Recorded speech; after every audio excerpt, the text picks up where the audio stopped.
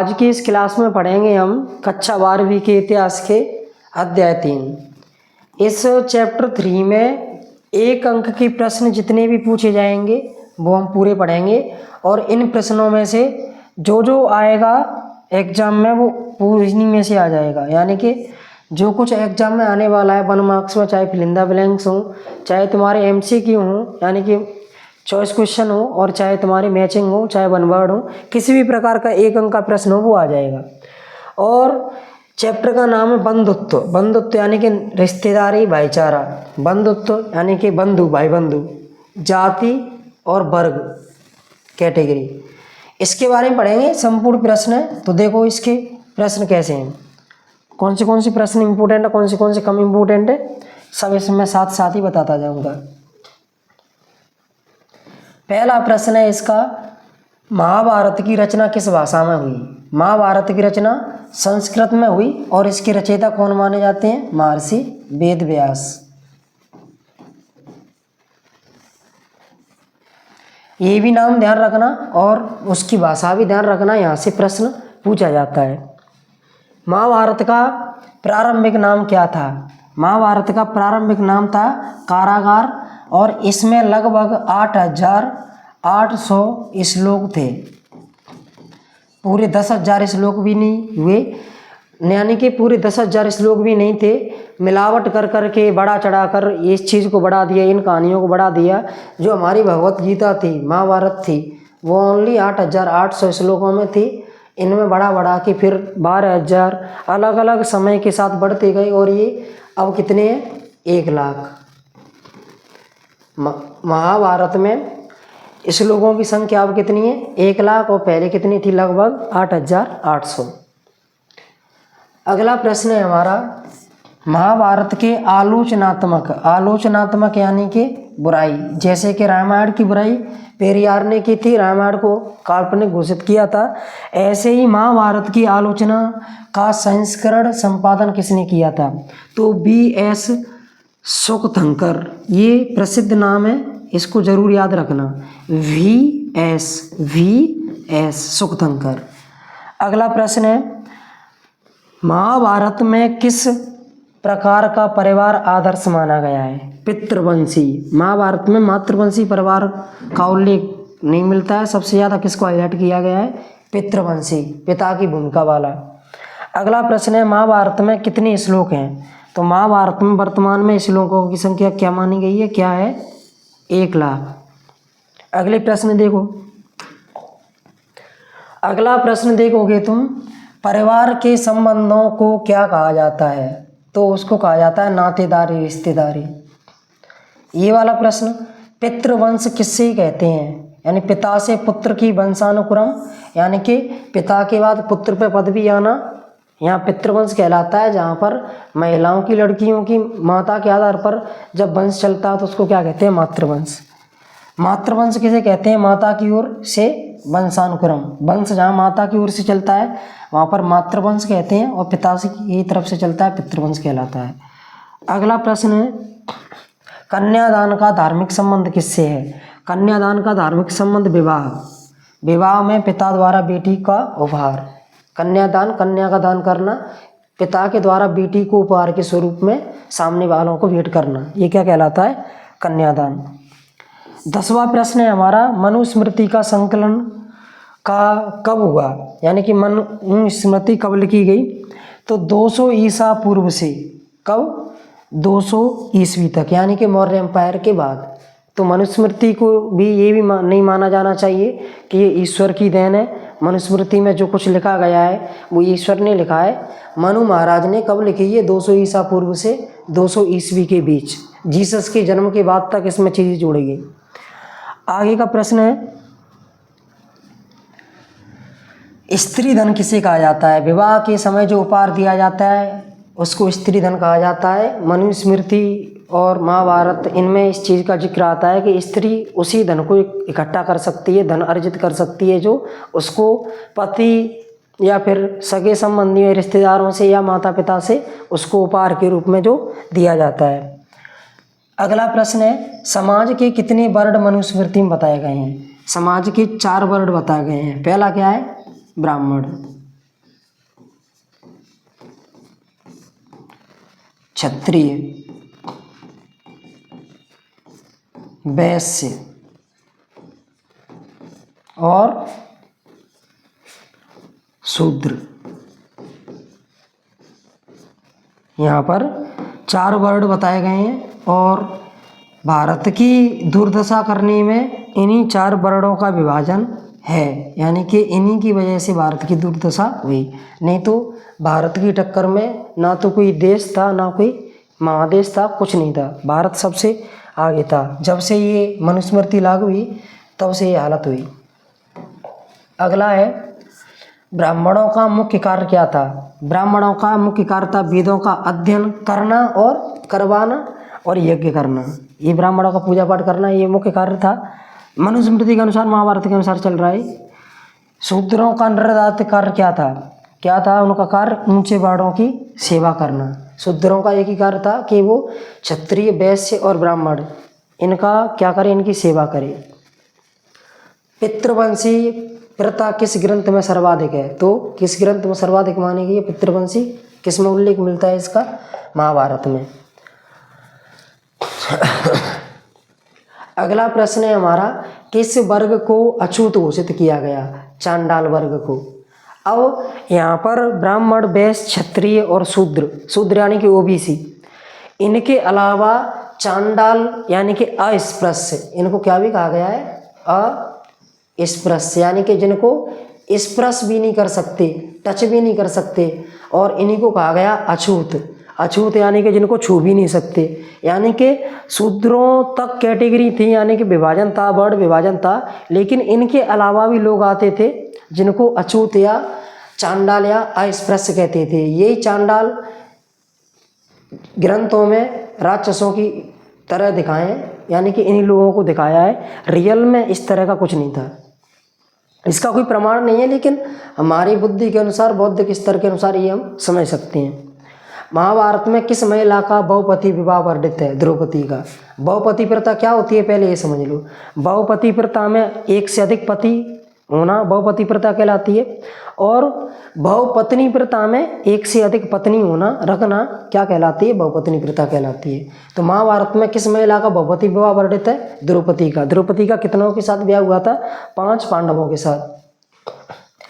और देखो ये क्या हो गई? बहुपति प्रथा। बहुपति प्रथा है क्या? एक महिला का एक से अधिक पति रखना, ये क्या था? बहुपति प्रथा थी। अगला प्रश्न ये वाला हो गया, यही वाला देखो। बहुविवाह किसे कहते हैं? एक पुरुष की एक से अधिक पत्नियां होना बहुविवाह, या फिर बहुपत्नी प्रथा। इसको हम क्या भी बोल सकते हैं? बहुपत्नी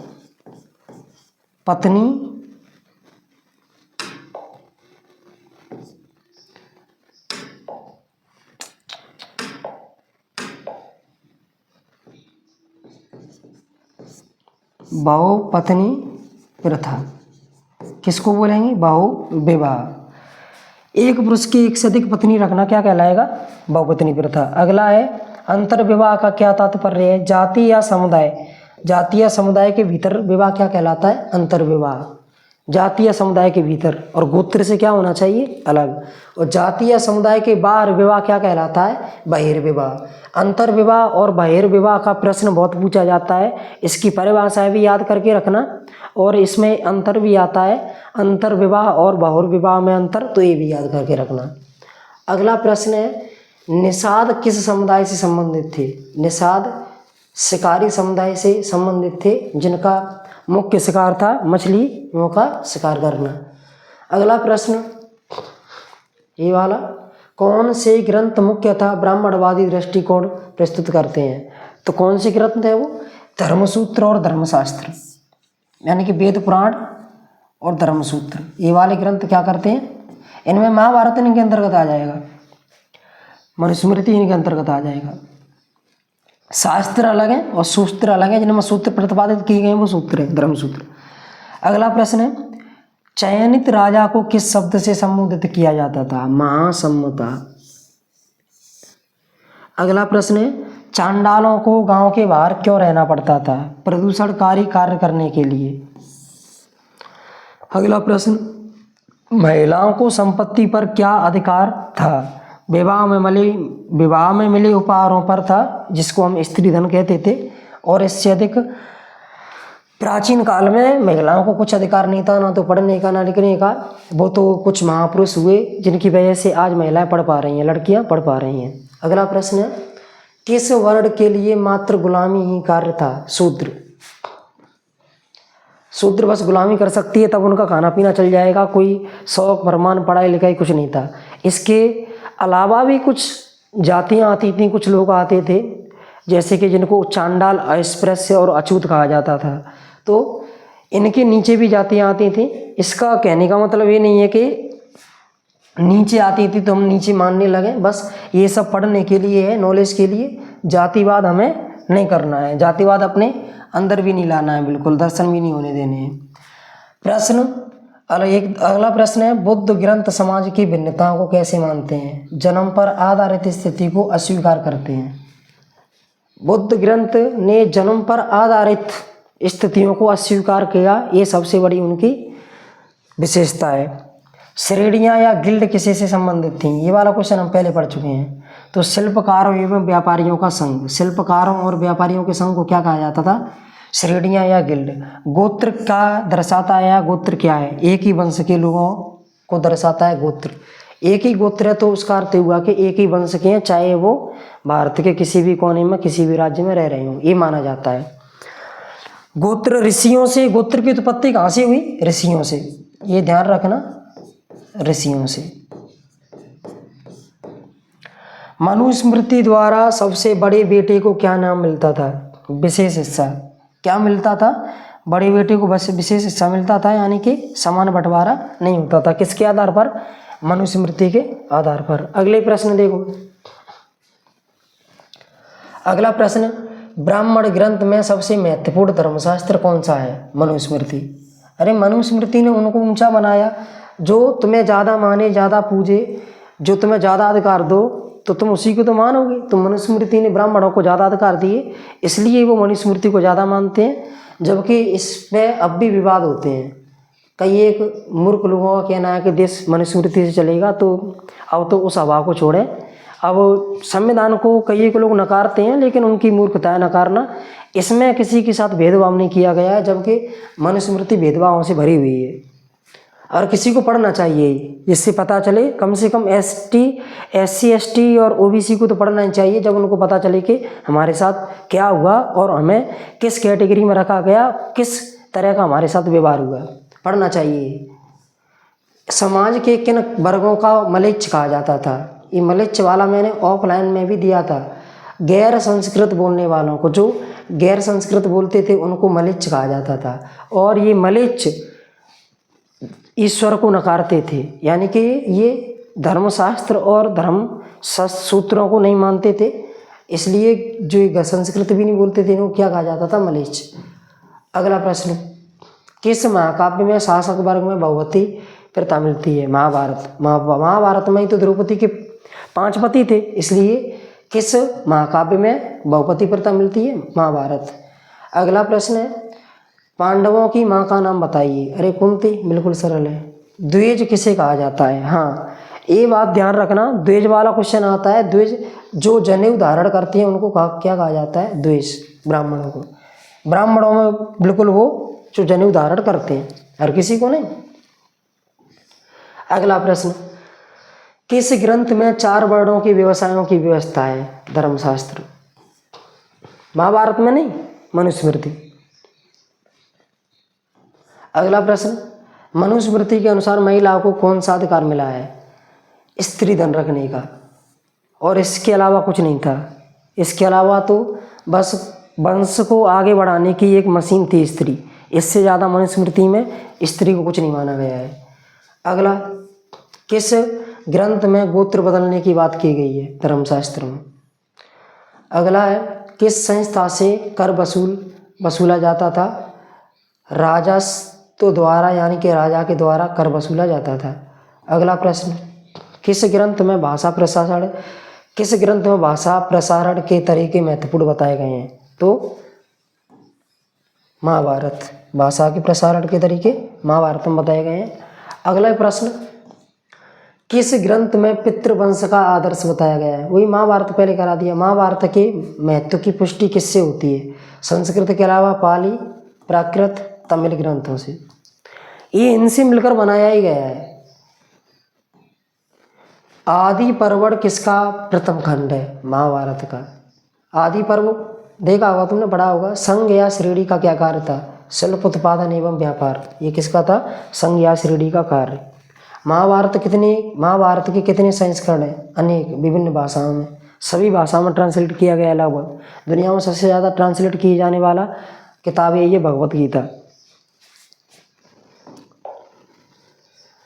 ब्राह्मण धर्म ग्रंथों का प्रमुख मानदंड क्या था? प्रमुख मानदंड क्या था? वर्ण व्यवस्था। वर्ण व्यवस्था यही सभी समस्याओं की जड़ थी। किस ग्रंथ में द्रौपदी द्वारा 5 पति रखने का उल्लेख मिलता है? कितनी बार आएगा ये? इतनी बार आ रहा था, पेपर में भी आ सकता है महाभारत। अगला प्रश्न, किस काल में महाभारत की रचना मानी जाती है? हाँ, ये ध्यान रखना, 500 ईसा पूर्व से लेकर 500 ईसा पूर्व से लेकर 500 ईस्वी के बीच में मानी जाती है। और इसका प्रश्न हम एक और पढ़ चुके हैं शायद, उसमें तारीख 600 से 600 ईसा पूर्व होगी। तो इसमें ज़्यादा कन्फ्यूज मत होना, लगभग ये मानी गई है। फिक्स किसी ने नहीं बता के जुलाई के इस महीने में लिखा गया, इस तारीख को लिखा गया, ऐसे कुछ भी नहीं है, ये अप्रॉक्स मानी गई है। अगला प्रश्न, किस संस्कृतज्ञ ने महाभारत के आलोचनात्मक संस्करण? अरे BS सुगतंकार, ये पहले कर लिया। अंतिम क्वेश्चन है, महाकाव्य किसे कहते हैं? महान व्यक्तियों के कार्यों के विस्तृत वर्णन को महाकाव्य कहते हैं। इसमें 8 या 8 से अधिक सर्ग होते हैं। ये तो हिंदी का क्वेश्चन हो गया, महाकाव्य किसे कहते हैं। अब देखो इसका मैं बताऊं तुम्हें,